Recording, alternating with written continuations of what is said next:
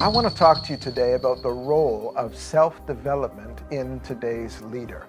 Now, in a very spiritual culture and in religious context, we tend to not look at the importance of self-development because we think that God is doing all the work for us.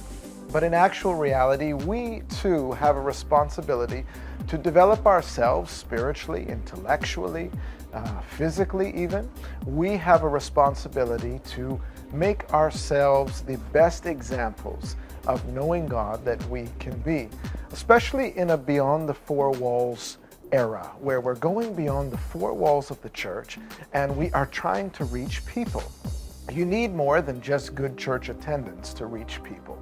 And people like Joseph in the Bible had more than just a prayer life and a relationship with God. He must have known something about economics. He must have had wisdom in a certain area because, well, in Egypt as prime minister, he was managing the greatest nation of the then known world, their economy during times of difficulty and times of prosperity.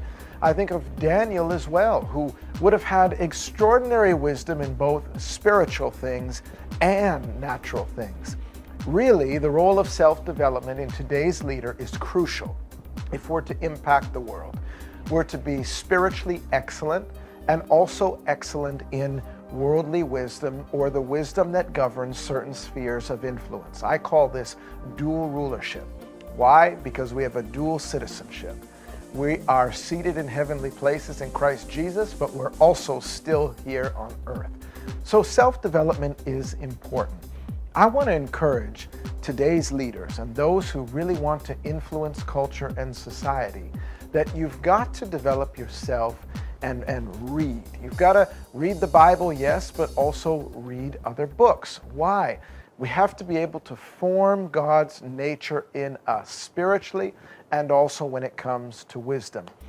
One of the things that I began to practice that helped me greatly was I would take a book that had information in a chapter that would be important to me, that I wanted to live out, and instead of reading a book quickly and say, great, I read that book and on to the next one, I really wanted to retain what I was reading so that I could live it out.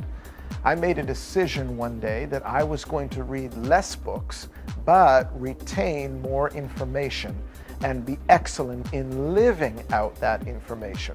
The book of James actually exhorts us to be doers of the word and not just hearers. I really wanted to live out what I was reading. So I began to read every chapter that had content in it that was important to me 4 to 7 times.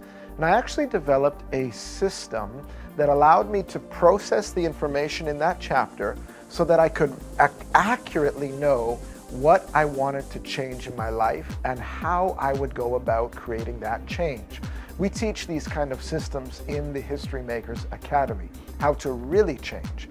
I began to notice an extraordinary difference as I was reading each chapter 4 to 7 times, going through my system that pulled out the meat of the chapter, and my life began to change. I had strategy for actual change in my behavior and life, and I began to develop as a leader. I do the same thing now with sermons and all of that.